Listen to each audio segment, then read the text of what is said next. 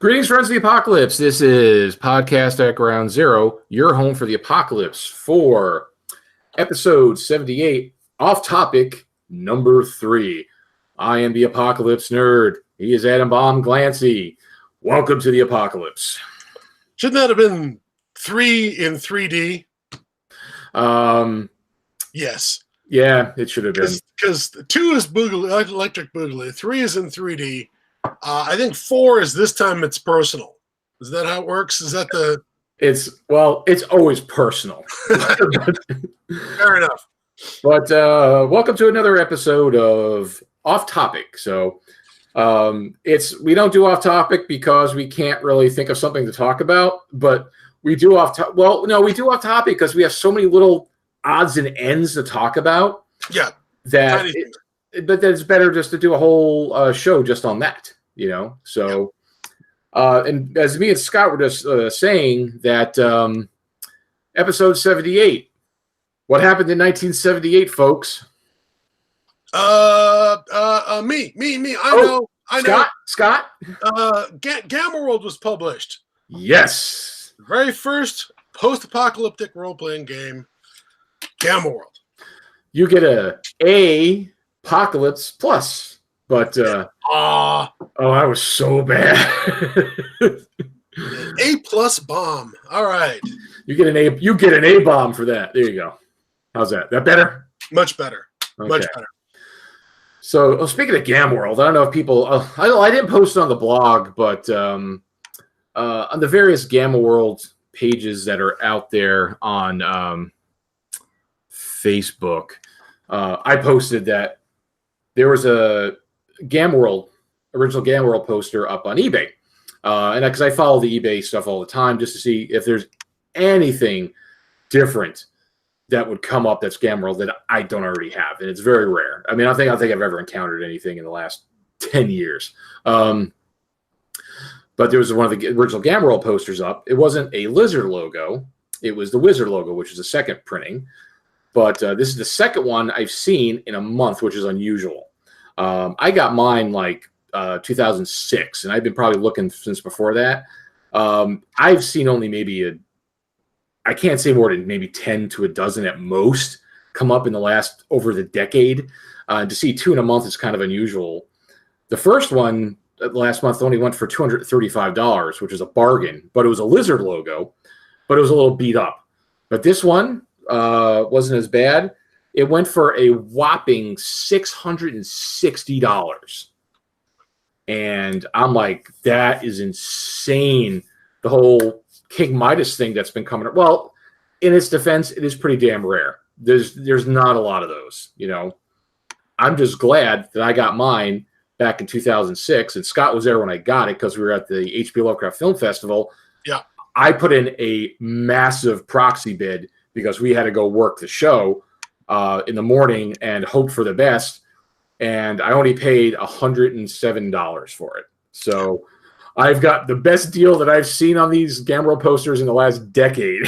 So I count myself very lucky. So, not to mention the actual one you got was in really good shape. You got a decent quality, a really good quality. Oh, perfect. I mean, I think there was one spot that had it maybe had a slight wrinkle, but I had mine mounted and preservation glass in front of it. And once it was mounted, the crease disappeared. So It is, it's not pristine because it's mounted, but I mean, what are you going to do with it? You know, you're going to like roll it up and hide it. No, you're going to hang it up there. And how do you display something like that? You know, it's like, because if you don't mount it, posters, they'll get a little curved and they'll fit well. It's like, listen, it's always going to be hung up. It's not coming off the wall. It's not coming out of the frame. So you might as well spend the money and mount it, you know? So I did. And it's perfect condition. It's absolutely perfect condition. The only thing I regret was not putting it through a scanner back in 2006 when I got it, so I could have a digital version of it. But yeah, and then just print it out ad infinitum. Yeah, but I can't do it now because you can't remove it, and there's not. Oh. See, I figure you see if you had a digital version, you could print it out. You could have wallpapered the room with it. You just every part of the house to be covered with that poster, sir. Uh, You clearly missed the boat there with the Gamma World wallpaper. yeah, I don't think the wife would have gone for that. Not even the cave, not even the nerdery. Well, no, well, it's the nerdery, yeah. I mean, well, this is how bad the Nerdadome is, because I showed Scott. I have playing on the TV declassified atomic bomb test footage from the 50s. So hey, don't show us your porn, okay? Hey. Move that back over. We don't want to see that, okay? That's fine. Come on, it's sexy. It's sexy, you know it. Well, where that comes from is that's one thing I've always wanted to talk about. Is I always forget was in the 90s there was a company called U.S. Fighter Squadron Inc. Little company. They did these videos. Plus, they did some other airplane videos too. They were actually based in Sunrise, Florida, which I found out later on, which is not that far from me. They did a series of videos called I have the America's Atomic Bomb Tests. Mm-hmm. They did a series of these. This is the first volume. I have 7. I think there was a couple more that were supposed to come out. I don't know if they ever really did, but I got these in the early 90s. Again, this is how far back this insanity goes. So I have these VHS tapes of declassified footage, atomic bomb footage. It's crazy. It's just black and white. It's just insane. It's a fact where what I have on there is a DVD.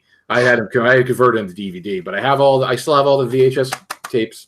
When they say that they're declassified, this means that they're not cut either, right? They're just the classified films documenting various bomb tests like Able Archer, Operation Ivy, Buster Jangle, all that.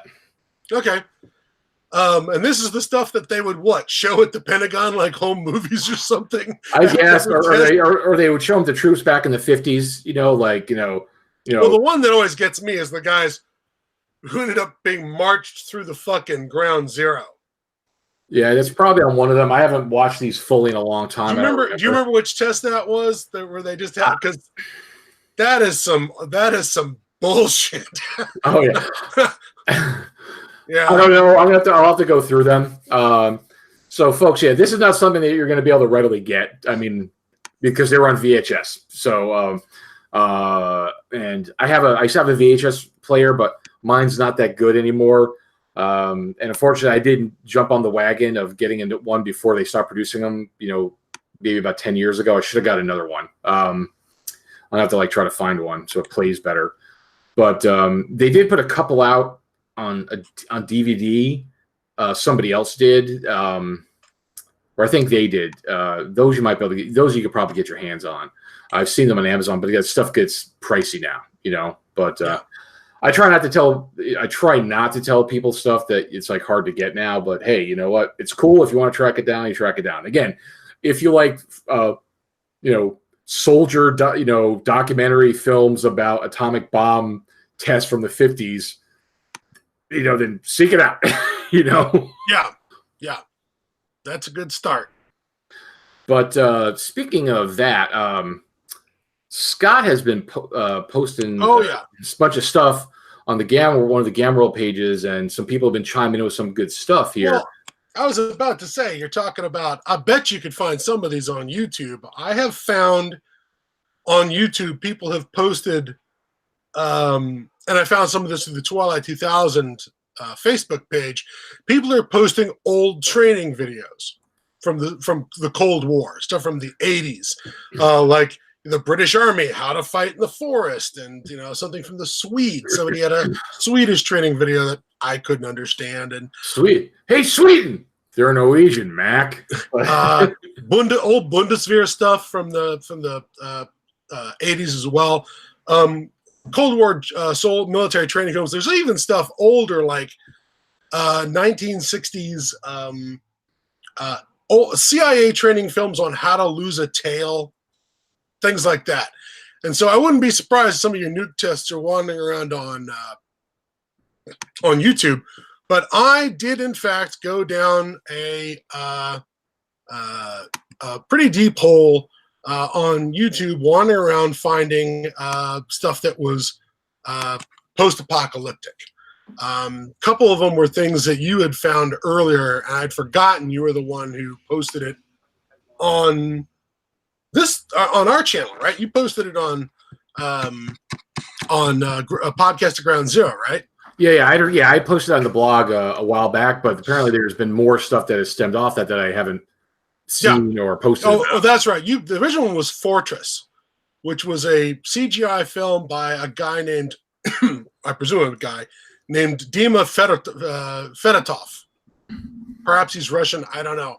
But it's this sort of weirdly, it's a film of war machines that have certain, robotic components like giant intercontinental bombers and fighter interceptors that have these sort of automatic systems that are continuing to fly around and fight World War III, even though everyone's dead, including the occupants of the aircraft. And one of the best... That was the first one, was called Fortress, right? Yeah. And one of the best images is the flight suits with these skeletons inside the flight suits just kind of flopping around in the cockpits as the aircraft are maneuvering and fighting each other. It's kind of cool.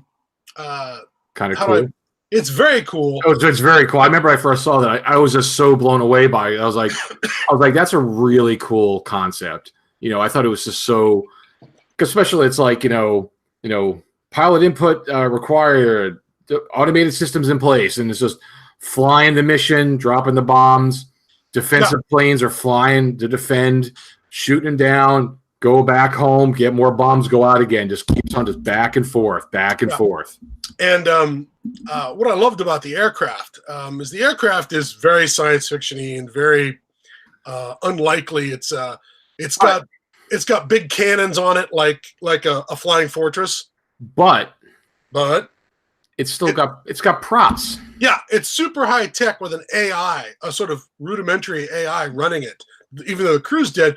But it's got these great turbo props that are going. So it's got nose art like World War II, and the aircraft is rather interestingly built around the bombs. Yes, that was cool.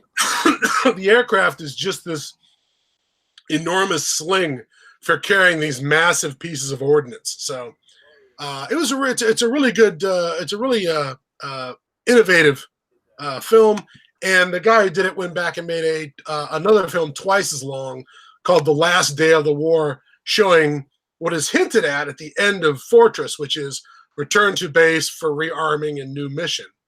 And it's showing you at the base where the aircraft is trying to be rearmed and sent out again, and every system is failing, but the machines inside are desperately rerouting power and shutting down their own AI so they can have the power to open the door of the hangar, Excuse me. I should have my finger on the mute button so I do not cough at the... It's very unprofessional, Scott. Oh, wait. Here, let's try it like this. How was that? Was that better? It's like magic. It is like magic. Scott, are you a wizard? I am a wizard. I'm a sound wizard. Wizard of time and space. But anyways, very good. Very good reference there, sir. It's an extremely time and I think was it time and space, or I think it was time and speed. I don't know, but it was him moving around in fast motion through all this whatnot. I don't even remember what that short film was about. It was about, for the folks who don't know, the wizard, I think it was a Wizard of Time and Speed. It was this guy who was a special effect. This guy was he was a guy who was a special effects guy in the late 70s, early 80s. And he made this film about him making a film using all these special effects, about him being a wizard, because they used to call the special effects people wizards because of things they could do. So not so much now because it's all just computers, but they called them wizards, and this was he doesn't he just demonstrate a bunch of effects, mostly in camera stuff, forced perspective, changing the film speed, things like that. Yeah, and he's like in a green wizard suit, and he's made all these things dancing around. Anyway, so anyways, it was the kind of thing that showed up on Night Flight or something, or exactly. But anyways, I went down a little bit of a hole and looked up some other post-apocalyptic stuff on YouTube. There's a channel called Dust. The Fortress and Last Day of the War, I got something off of a channel called the CG Brothers, CGBROS. But Dust is a channel that collects a lot of sci-fi short films, and I found a number of really interesting short, less than 20-minute post-apocalyptic films that were out there, including one called The Crimson Man, another one called The Last Man, which is quite good, and a really good one on Dust called Lunatic, spelled Lunatique. And that one was the most grimmo of the bunch. Some of these had almost this, they would be unrelentingly grim up until the last moment, and then sort of give you a moment of hope at the end. And Lunatic was the exact opposite. It was like, we're going to build you up that everything's going to be great, and then terrible, horrible things happen. They're all quite good. The one thing I would point out about The Last Man that they did very well on theirs, besides having a really first-class environment suit. Whoever made the film built a really brilliant radiation, biological, chemical warfare suit for his survivor to be working around the rubble in. But the basic plot being a guy wakes up in suspended animation, is woken up as the facility he's in is breaking down. The power is about to run out, and just as the power is going to run out, and watch out, Scott! There's a cat behind you. Again, yeah. But just as the power is about to run out, and he's going to die in his cold sleep chamber, it's like the automatic system go up, purge all systems, and they wake him up and force him awake, and sort of force him out of the facility before the power runs out, before he's trapped inside, and he's all in this military gear, and he's referred to as part of the Deep Reserve. And I love the idea that it's like was it like Mara Project shit or something? That's what it sounded like. It sounded like, it was made in England. It was an English short film. But the idea that it was like the Deep Reserve, like soldiers put into suspended animation for the purpose of waking up a few years later and starting the war all over again and beating those dirty commies or beating those dirty whatever the enemy. It's like they're a backup for the backup. You know?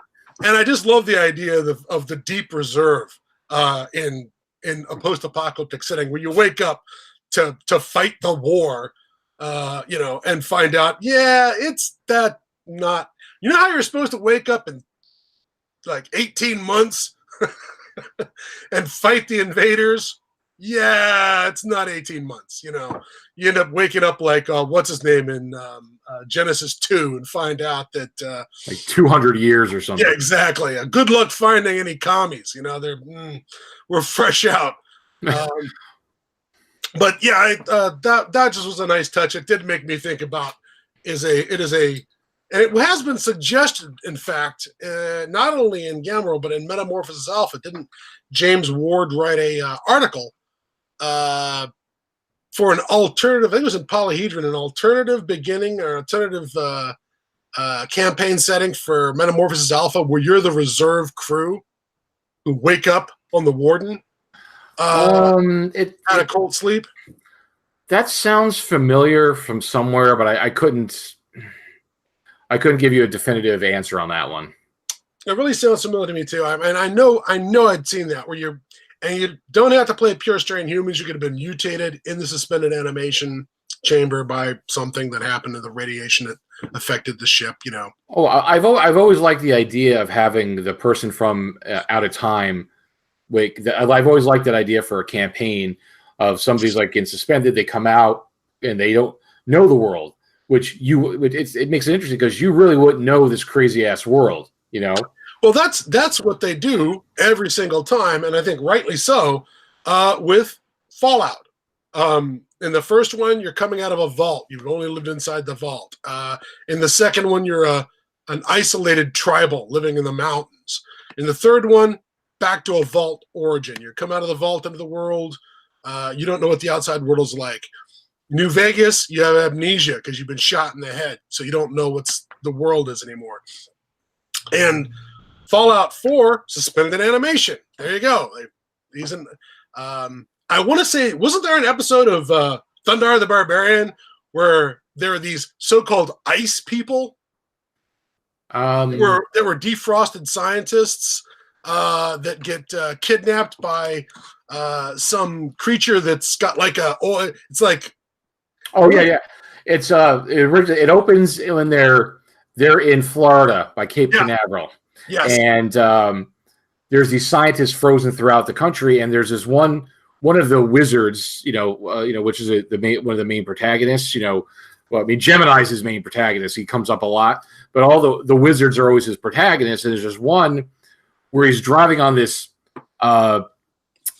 It's like this giant tank arc thing that's like as big as a 20-story building, and it just drives over stuff, and he's like trying to find these scientists because they want them to because he's just like a brain. Yes, that's right. He's just a brain because you see him and he's like, it's just this cloak with a helmet, and it ends up being he's like a brain in this jar. This like jar with like jets on it, and it goes around, but he has magic. He has his wizard powers or mutation powers. And they want him to make him a body, like a big robot body to put the brain in, So, like any good disembodied villain wants, really. I mean, the first thing you want, giant Optimus Prime-sized body to go around and stomp on shit, Yeah. Possibly some laser beams out of your eyes, that seems normal. That seems like exactly what you do in a situation like that. Yeah, I can't remember the name of that episode, but that's what they start off like they're scientists from NASA. Yeah, and they keep referring to them, the wizard who keeps referring to them as ice people. You will give me the ice people. And I've always thought that, Mora Project being sort of the beginning of that, but ice people would have been is a good option also for Gamma World. I want to say that's sort of the plot of Home Before the Sky Falls, right? Yes, there is a guy who comes out. He's like some military guy comes out, and I've looked at it in a long time because that's from 4th edition people. Yeah. And he needs to go to into this facility to stop this robot that's kind of on automation, and they got it's something like he calls for a cab, which is like this suit of power armor, this giant suit of power, and calls for it to come dig him out of whatever facility he's woken up in, and it just wanders off malfunctioning instead.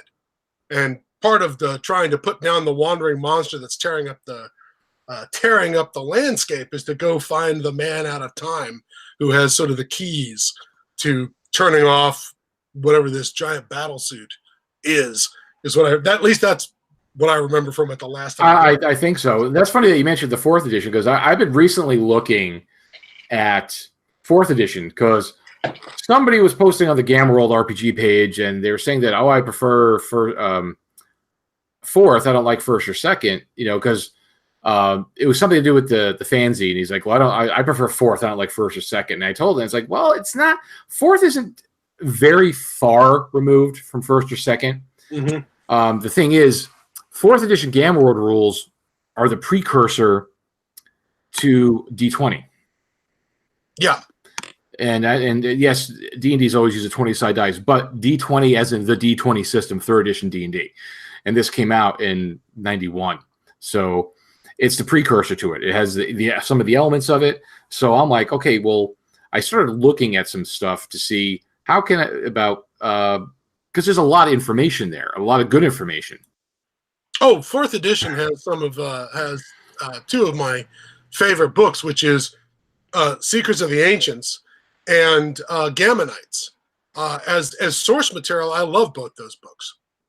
Yeah, Gamma Knights was a box set that basically had miniature, like little standees, so you could do like arena battles, build your crazy battle armor stuff, and have them fight. But it was also a good resource for power armor and robots for the game. They mention standard issue, attack armor, assault armor, plastic armor in the rule book very briefly, but this goes into it and expands. Like, you don't need to use it. You don't need to play the battles, but it has good information on all the powered armors and some robots that aren't there. And it actually gives you rules for customization of the armor too. So yes, the idea that there's a power source for the armor, this something called like a quantum power link or quantum power something or other, and it can support a certain amount of devices and weapons that you attach to the armor, and but and you have to balance out which devices you have attached to the armor, how much with your power supply. But it's cool because the DM, if he wants to give them these items, could customize it so they're not all cookie cutter. Yes, but also it could be the whole thing. The suit of armor could be a plot point for a campaign. Like, we need to find the such and such for this battle armor, to this attachment because we need this attachment to do whatever. It could there could be a whole storyline about them adventuring to find something special for this particular armor. Oh yeah, you've got the giant suit of powered assault armor, but the quantum power coupling is cracked. Finding a quantum, and they make the point that in Gamma World, just one of these suits is the kind of thing that the proto city-state nations of Gamma Terra would go to war for, because they're just that powerful. Oh yeah,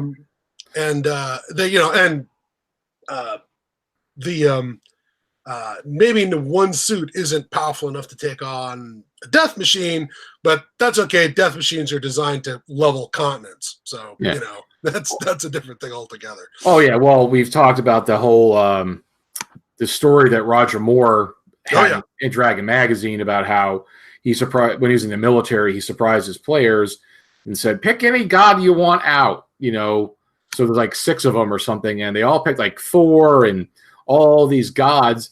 And he put them on a plane, and 3 brand new, randomly run death machines appeared in front of them. And I think the article said is like two gods died in the first 60 seconds or something. Yeah, it was something like Demogorgons. I mean, people picked, well, I'll take an Orcus, and I'll take a Demogorgon, I'll take Cthulhu, whatever was in the old, deities and demigods. And holy crap, fucking, these death machines kind of pack a bit of a punch, don't they? Yeah, well, that was his point. So then when they played Gamma World going forward, they had a fear of the Ancients technology. But regardless, but no, Gamma Knights is really cool for that information. But that also, when I said about the campaign thing, actually, I kind of cribbed that from, there was a Dragon Magazine article. And folks, we're turning this to a Gamma World episode, apparently.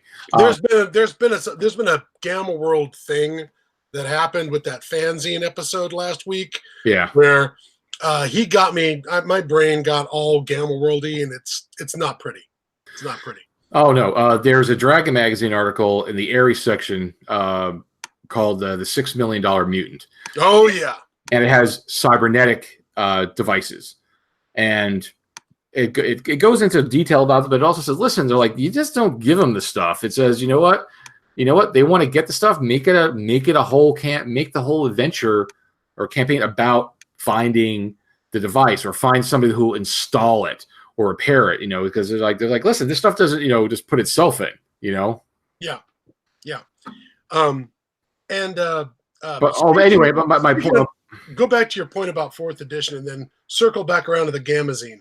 Yeah, the 4th is. So I was looking at like, how can I easily? I want to see. Let me start with say weapons, because in 1st and 2nd edition, weapons. I don't know about 3rd edition because I never really read it in detail. If I did, it's been so long. They have weapon class, and you have a chart. You go weapon class against the armor class, and that gives you your to hit number on a 20. in the proto system for D20, they have THAC, which is it was like to hit armor class.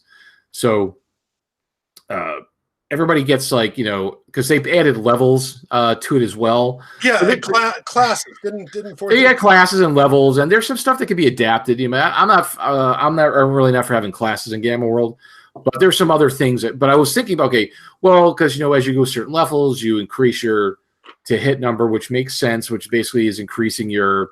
Well, no, it doesn't make sense for original Gamma World because there's no level. So, but weapons, every weapon has a THAC. Like, Mark 7 blaster has a +4 THAC. A laser pistol has a +3. This has a 0.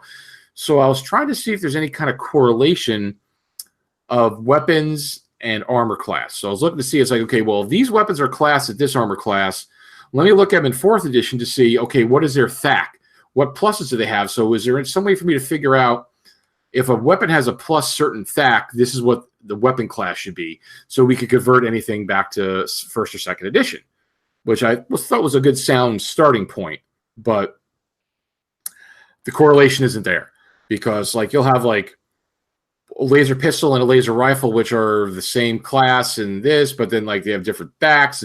Nothing was coordinating. I mean, I didn't spend a huge amount of time on it, but I just started perusing it, and I didn't see anything easily convertible. So that's something I'll need to look at in the future. So I was telling Tom about that because the Gamazine, because actually that got successfully funded and it did very well.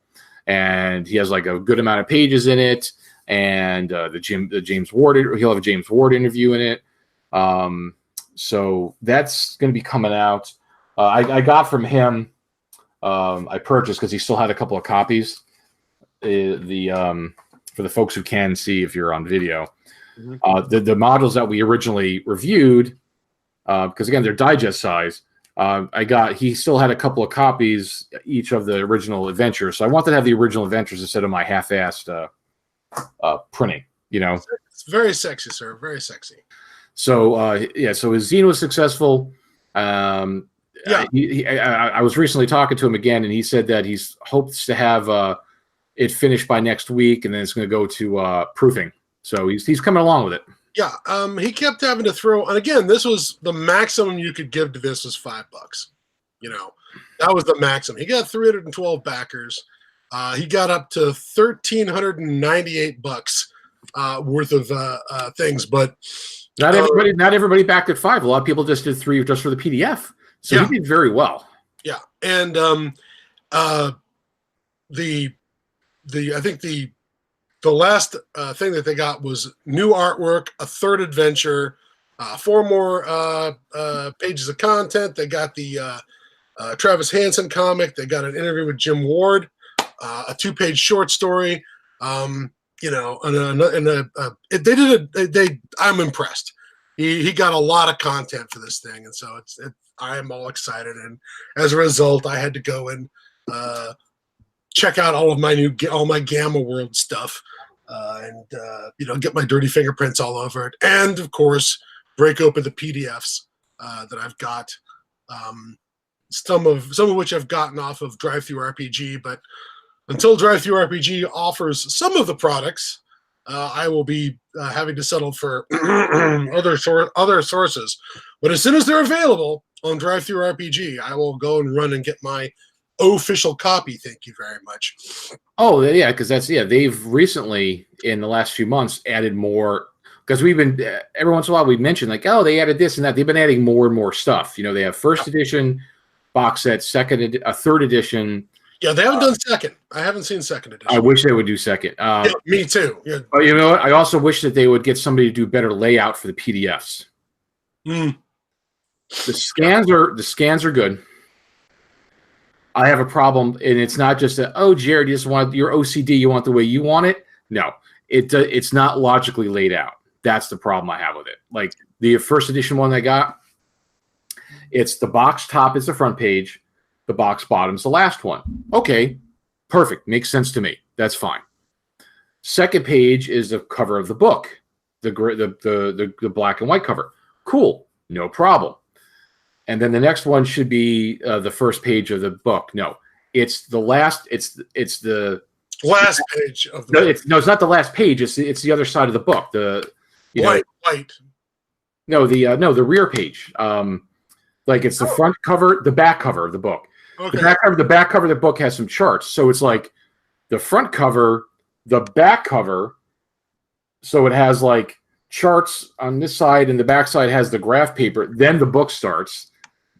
Then they have the map. Then the book starts. And then the book ends, missing part of the chart, and then it's the back of the box. The layout is not logical. It's like, okay, well, all right, if you want it should be the boxed cover. If you want to put the map first, sure, go ahead. But I'd say put it towards the bottom to be like it's in the box. But it's like box cover, front cover of the book, start the book, back cover, because again, it has consistent. It's another chart, which is go off the last page. Then the map, then the box back. So the layout is not perfect. At least I didn't drop stuff in the middle, but the front and back could be clean. And they have the same problem with, because I picked up the Legion of Gold, I picked up Famine and Fargo, same thing. It's like front of the module, back of the module, then the map. It's like, it's not, It's just like, it seems like as the guy was scanning it, he just was scanning it in that order. Like he did, okay, I did the box. I did the front cover. Here's the back cover. Now I'm going to do the map. Now I'm going to start the book. It's like it wasn't logically put together. It's just as they were doing it. So they need to clean that up. And I don't know where we could. Well, one of the problems with buying stuff through drive-through RPGs, if you get a situation like that, because the stuff's locked, you can't just go, fuck it, I'm going to rearrange my PDF. I'm just going to take the pages and rearrange them in an order that I prefer. But you can't do that because the editing options are off. I might be able to, because I've been able to in the past, because I have an older version of full version of Adobe, which is like 5, and I've been able to crack stuff that normally can't be cracked if you just have a reader. But I have like a full version of it, so I'm going to try. I might be able to do it. If not, you know what? This is what you do: you get a PDF printer, you print the first, however many, you print the pages to PDF, and then you correlate and put your own PDF together, from the different PDFs. It's a bit of a pain in the ass, but that is definitely OCD. You have just graduated now into OCD on that one. Well, no, I know what you're thinking, because I've thought the same thing when I wanted to But that's how you do it. If you can't go in and edit the PDF, you have to print the PDF. What you want to do, scan it back in, and then you got to kind of piece them back together. Unfortunately, that's just, I've done that with stuff where what I wanted to do was create a PDF to send out to my players, taking the rules from like a couple of different rule books. Some games have the rules spread out through multiple books, particularly if it's a game that's sort of what's it called? Rifts is sort of classic for that. The rules are all over the books. But I'm a big fan of Hollowworth Expedition, but the rules tend to get spread out through multiple books. There'll be new rules in a new book. What I wanted to do was take my PDFs that I bought off a drive-through, cut them up, put all the rules together for character creation into one bundle, and send them to my players and go, here's a complete compendium of all the skills and all the perks that you can get. Here's the equipment list that's from this book and not from this book. Send that to them, and they'd have all the information that they'd need. But nope, I can't do that. Best I can hope for is print it out and put it in a ring binder or something, which is like, I thought I was doing that in the 80s in high school, because I did. When I was the only guy with role-playing game books, I would photocopy the insides of the player's handbook or whatever, put them in a ring binder, do that triple punch thing, and hand them off to the player and say, here's your rules for making a fighter, or here's your rules for making a wizard or whatever, so that they could have that, without having to go and buy the book themselves, But now, like I said, it could be done. You'd have to print with Primo PDF. You print page 1, then print everything as separate PDFs. There'd be a couple separate ones, but then you just got to kind of mash them together then. And it can be done. It's very OCD. Absolutely. But if you're going to do it, I'm going to pay for something, do it right. Yeah. when you put the front cover, the back cover, then the book, somebody wasn't thinking when they did that. Yeah, does not make any sense to me. But you're right. It may have to do with just simply flipping the book over, scanning that back cover, and then putting the book down to start, doing the interiors. As that's just the process of how they did it. Yeah, I agree. I'd have switched those around as well if I had been doing the layout. But they've been putting more and more lately. Like I said, third edition. They're putting more fourth edition. Like they got the basic rule book. They have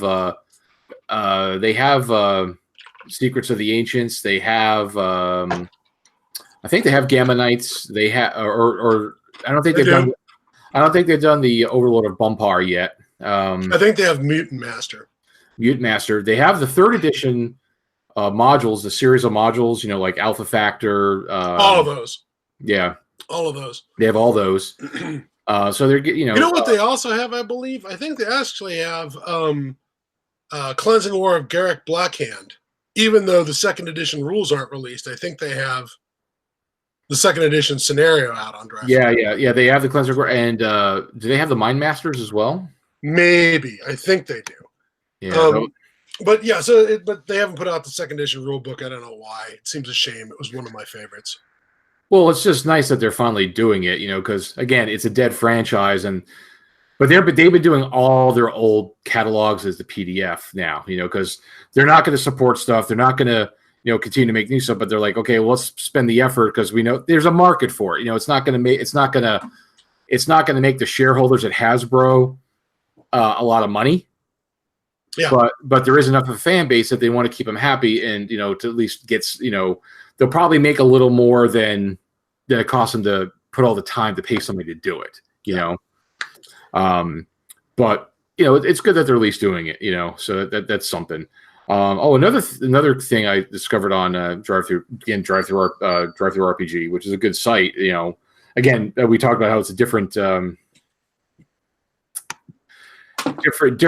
publishing world now. With the PDFs but the print on demand's gotten good too. So there was a Kickstarter for the Freeway Warrior series by Joe Denver. Oh, okay, yeah.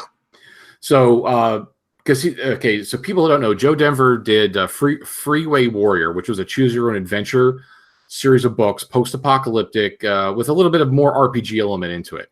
He also did the Lone Wolf books as well, which is a fantasy choose your own adventure type stuff. Again, it wasn't just like the Endless Quest books where go to page 4, go to page 5. There actually was an RPG element to these books, where you wrote stuff down and you resolve stuff with rolling dice.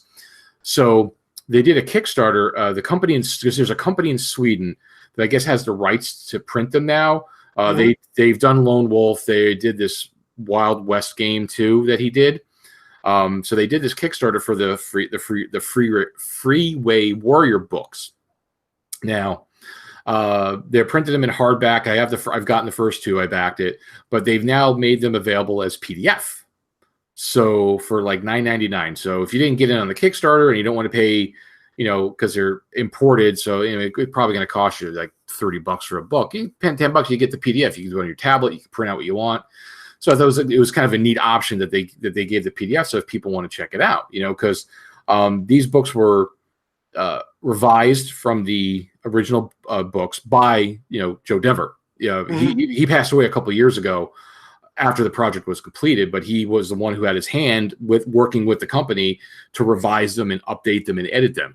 So it's not just somebody taking his work. He actually worked on them.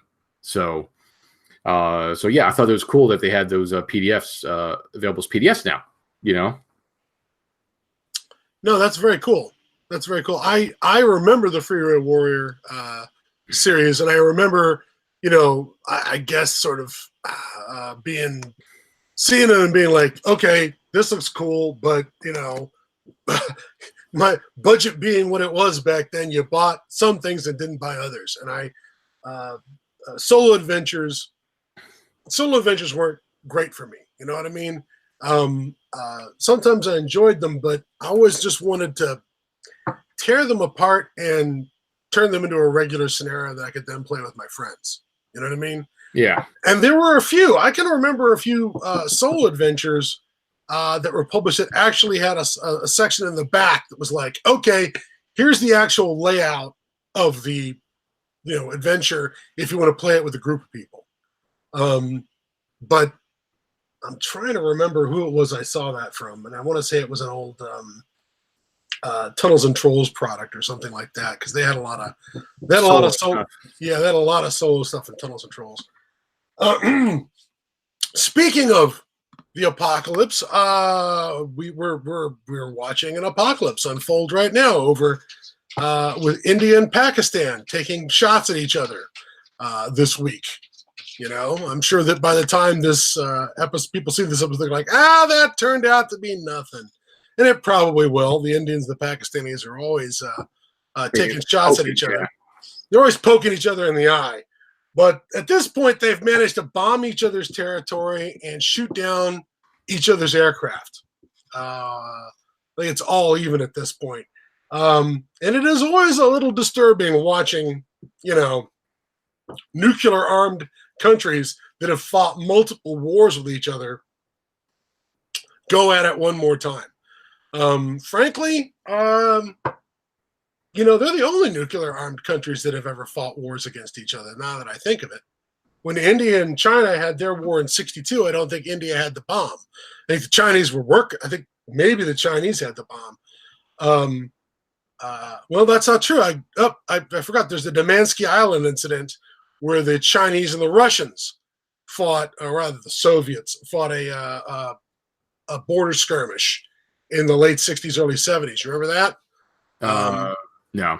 It was one of those things that when it happened, it was before Nixon went to China. And it was one of the things that sort of like lit up the West, because the idea that the Russians and the Soviets and the Chinese could ever get into it wasn't really something anyone expected until these border incidences happened. They were sort of rivals, and they competed for influence amongst other communist states. But the idea that they're going to shoot at each other just hadn't come up. And remember, what was the Third World War in Omega Man?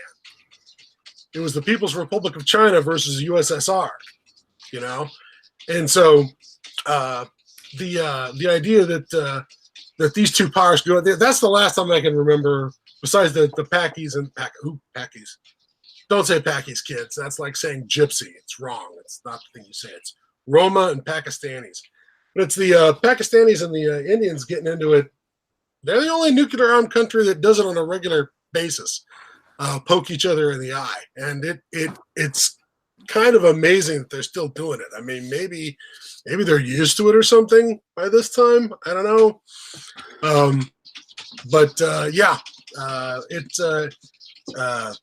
Everyone's rattling the nuclear sabers. It'll probably wind down this week. It looks like it is now. But that's the thing about our Armageddons. They don't have to be global anymore. You can have a very unpleasant little local Armageddon. And it would do nobody in the region any favors.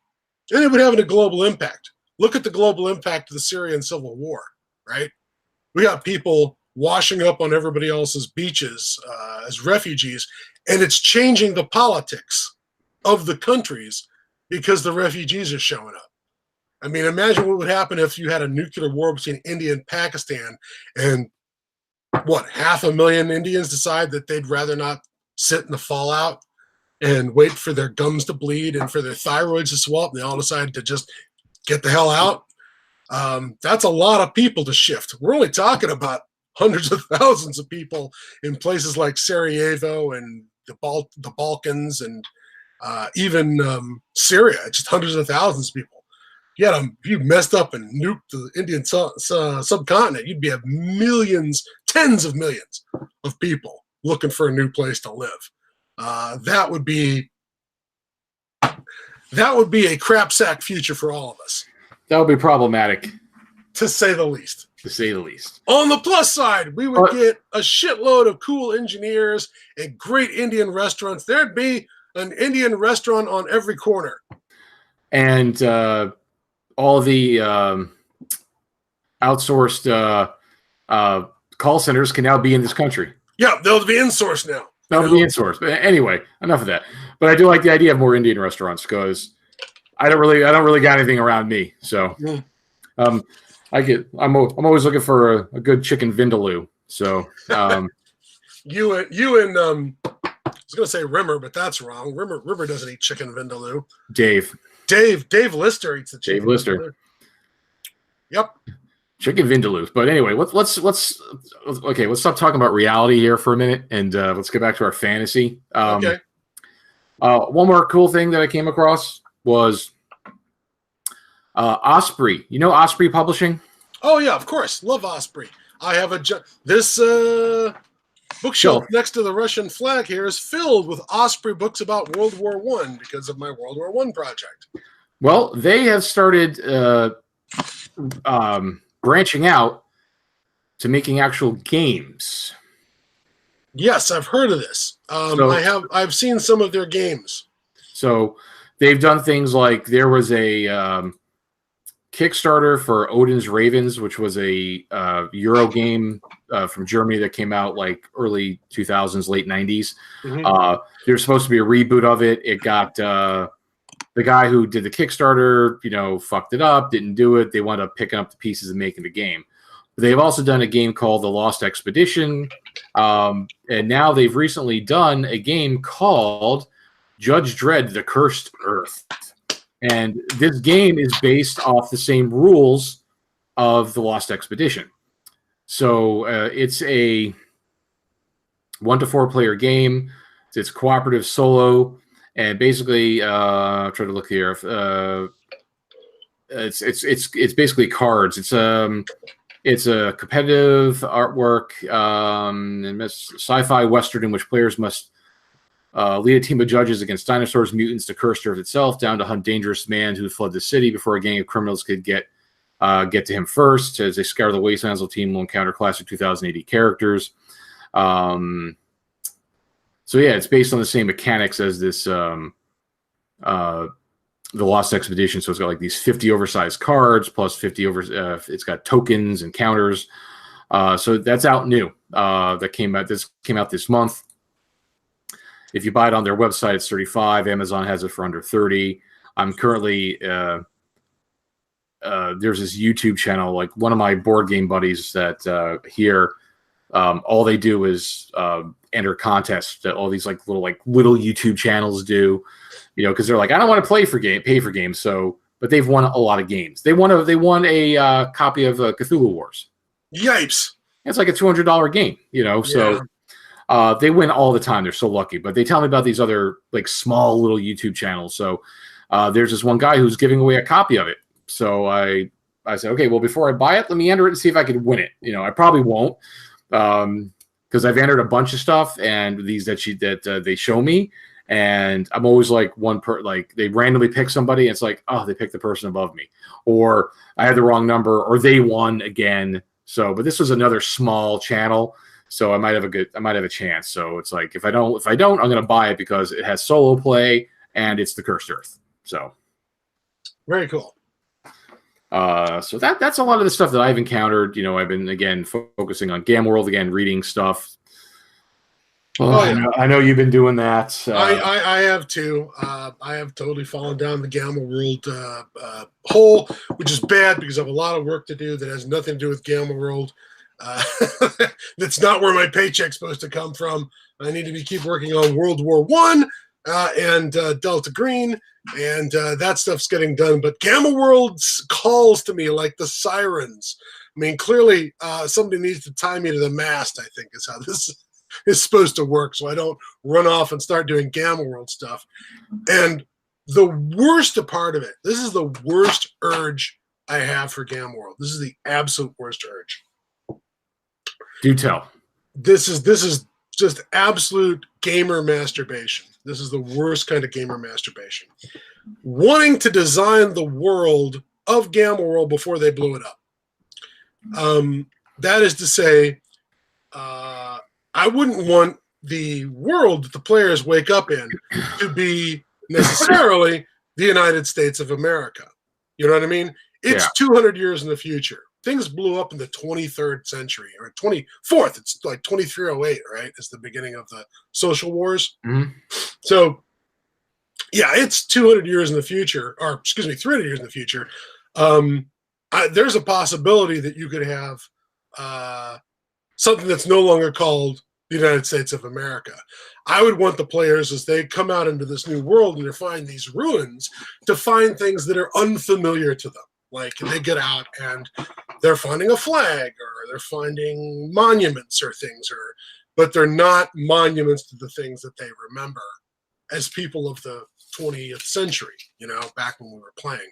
I'd want them to be able to, find out that, I don't know, it's the United Canadian American States, or the North American Union, or the Union of North America, something where they get out, and it's sort of like, the way that the world of Fallout is both familiar and unfamiliar to the players when they get out into it.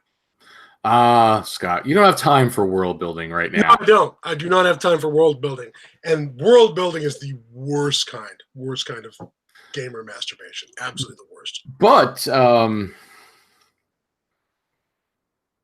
I was going to say something about that. If you're gonna reference me to that great article in Dragon about the Shadow Years, thank you. I've already read that. Oh no. No, I was going to say with the fanzine, what I'm gonna do is I'm gonna try to submit something for the next Gamma World the next Gamazine. Is I'm gonna reread Hyro's Journey, and I want to stat the Morse. Yes, sir. I already started looking at it, but I need to reread the story to know what other abilities it had besides telepathy. Yep. Because I haven't read that book in about 35 years, so I need to reread it. That's the other thing. I am all done with all the reading I had to do for my work. Finished up with a couple of great books on history of the Medical Corps in World War I, and a great book on how World War I affected the horror genre as presented in the 1920s and 1930s. There's a book called Wasteland, I think it's called, and really, really good book on the cultural shifts that happened because of in the horror genre. What I didn't realize, Jared, was, how much the dead body became an extra source of horror after World War I. Because it's not just World War I, it's also the global Spanish flu pandemic that wipes out another minimum of 20 million people around the globe right after World War I.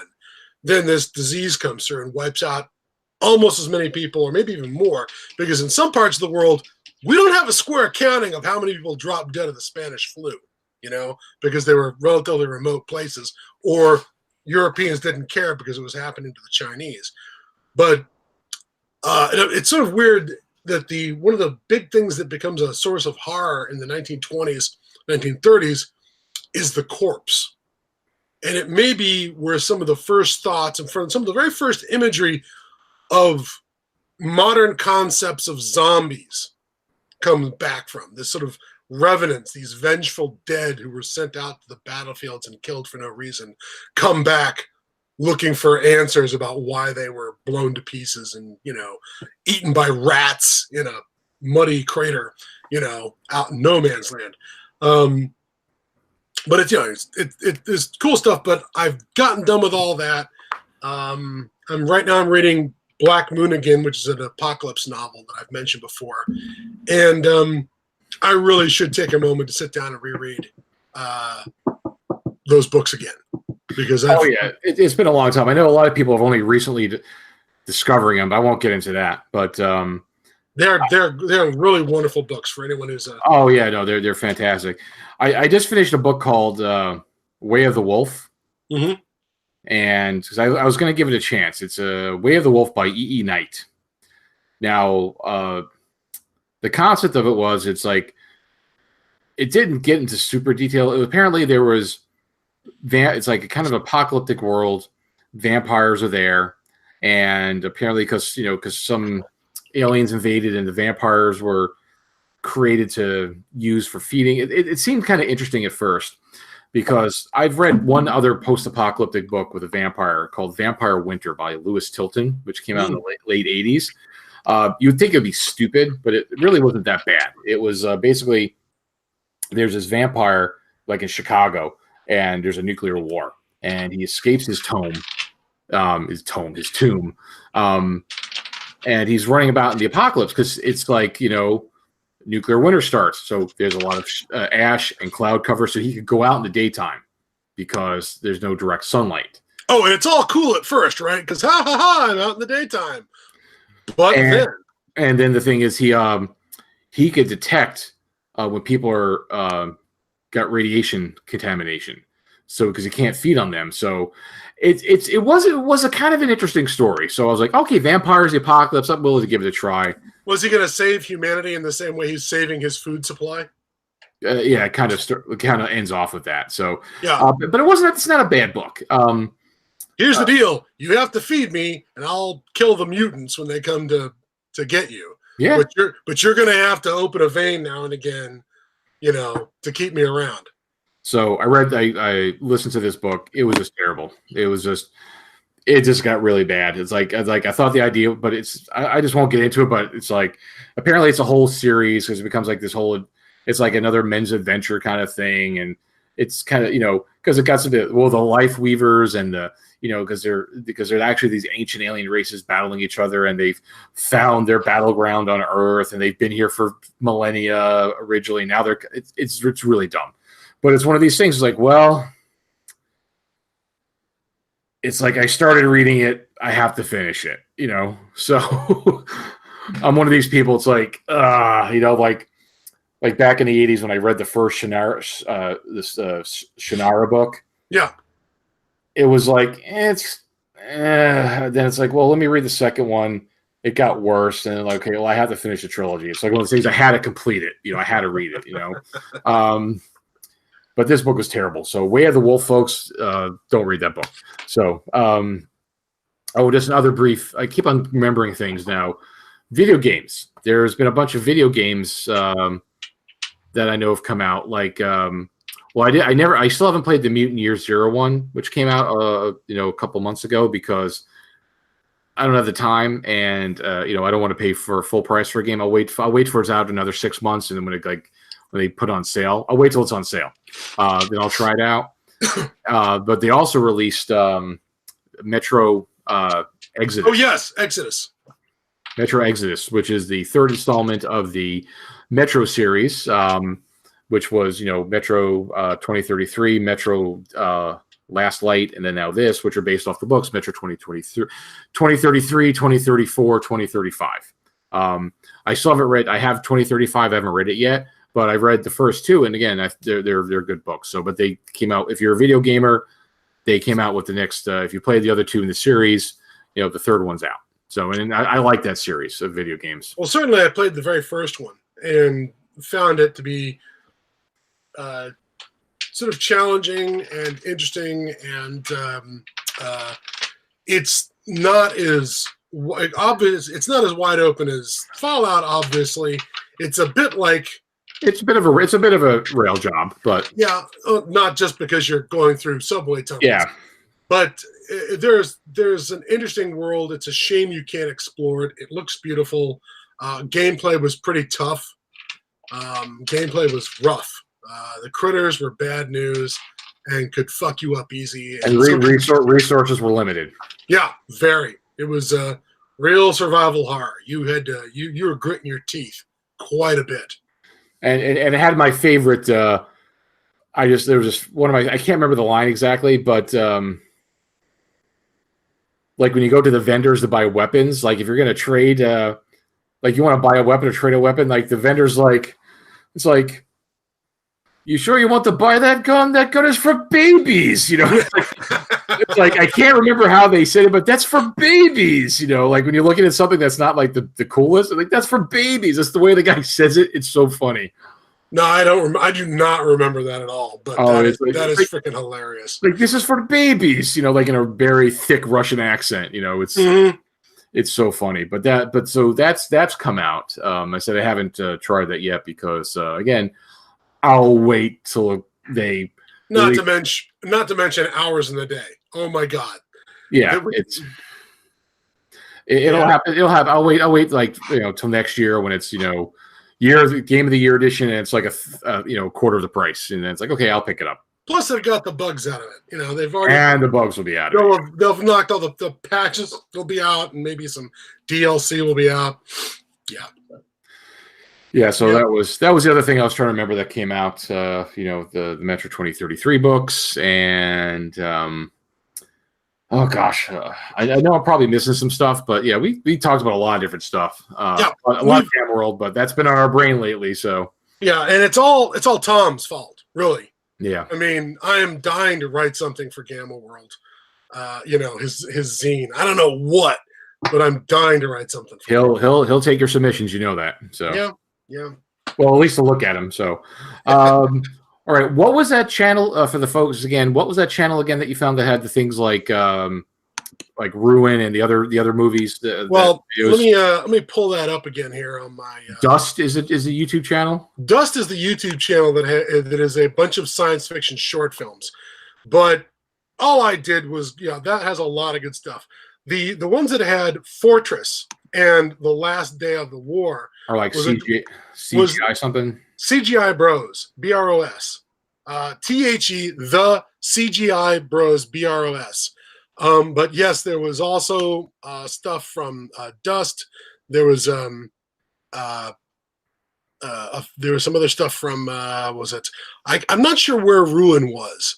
And I forgot to mention Ruin. Ruin was another CGI animated film involving somebody who is scavenging through a very CGI Gamma World city, overgrown with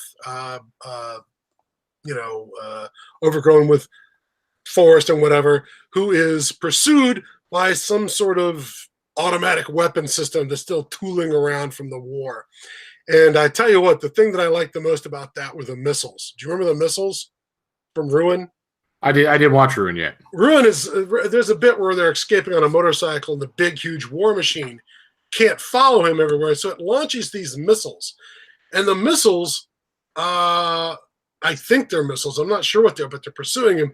They have these great engines that are kind of like the engines on a V1 rocket, where they have this kind of weird stuttering drive where it's bup, bup, bup, bup, bup, bup. There's the engine pulses, but it also has jets that are on the top, bottom, and sides. Like a VTOL or something? Yeah, so that these stuttering engines keep it up, can move it to the side, and it has this movement in 3 dimensions because of these stuttering engines that can sort of fire down to keep it up off the ground so it's not being held aloft by wing lift or by a propeller, creating an airfoil. It's just held aloft by these firing jets, and they're really interesting looking, and they're really creepy as far as like, oh shit, you immediately understand what the technology is, and you don't want it anywhere near you as it's pursuing our protagonist through the city. But it's a really good short film. Ruin, I don't remember where Ruin turned up, but on YouTube. But yeah, just put in Ruin short film, and you'll find it. In fact, and what was the one? What was the name of the other one with the ice people, the ice guy? That was English one. That was called The Last Man, and The Last Man was on a website by someone named Gavin Rotherty, and I believe that's the guy who made the film. Okay, he just made that film. His channel is literally just a trailer for The Last Man. Then The Last Man is 20 minutes long. Just a real short film. 20 minutes, not that short, but it looks great. His gear that he created for the piece is magnificent. And his CGI Ruin City is pretty good too. It looks really good. All right, cool. All right, so unless you got anything else, we're gonna call it a night, folks. But yeah, so we gave you a lot of stuff to think about, So we hope we have. Yeah, so check those films out. Check, if you're a Gamma World fan, check out the PDF stuff. If you're interested in a play your own adventure RPG, Freeway Warrior, it's on PDF now, or you can buy the books. I have the first 2 books. They'd have been hardback. They're really nice. It's not necessary, but if you like PDFs. What else? You get the games out. We have what else? Oh yeah, if you have a chance to track that, you can find it cheap on eBay. Is if you're interested in something unique for a post-apocalyptic book, check out Vampire Winter. I think it's Lewis Tilton. I believe it's Tilton. I believe is the last name. But Vampire Winter, it's that one's available cheap on eBay. So like I've seen it for a couple bucks. So you might want to check that out. And then also, another one besides rereading Hyro's Journey and the Unforsaken Hyro. I also want to reread. Have you ever read? You've never read Battle Circle, have you, Pierce Anthony? No, that's not ringing a bell with me at all. All right, well, we're gonna have to get you a copy of Battle Circle by Pierce Anthony. That's something else we should probably read and reread for me and look at it. It was originally a series of 3 books, like it was a Sauce the Rope, Var the Sword, and Neg. It was Neg. Sauce the Rope, Neg the Sword, and I can't remember the third, but basically it's a society, and they have this circle that they fight their differences, and it wasn't, again, I've read it 30 plus years ago, so my memory may be failing me, but that's something we want to try to read and check out too. But you might be able to find that in your local used bookstores, cheap, because you have a bunch of used bookstores in Seattle, whereas I don't. Oh yeah. I've been looking at the one good one by me, and I can't find it. But it's a 3-hour round trip, so I don't go that often. So yeah. You mean the one up in Jacksonville? Yeah, it's a great store. Apart from that part where it's not open on Sunday, it's a great store. Yeah, and it's like a 3-hour round trip, so I probably go about once every 5 or 6 months. Just to check it out. But yeah, see if you can track down a copy of Battle Circle at your local used bookstores next time you're in there. Pierce Anthony. All right, folks. I usually like Pierce Anthony's stuff, so that sounds good to me. All right, cool. All right, folks. So we're going to call it a wrap. What are we going to do next? Scott and I will talk. I think we had some movies lined up we wanted to kind of review again. So yeah. We'll probably we had a bunch of stuff. Because there's a bunch of we didn't talk about and we're not going to talk about. We didn't talk anything about all the films that are on Netflix. Yeah, there's a whole bunch of stuff out there that are going straight to, instead of going straight to video, are going straight to our streaming services, and they are probably worth looking at. Yeah, so Netflix has got a bunch of stuff, so check that out, folks. So, all right, so we'll be back soon. We'll probably do another show, and probably in the next 2 weeks. We're gonna try to keep on track. This time, I was slowed down this time around because I've been down with Captain Trips all week.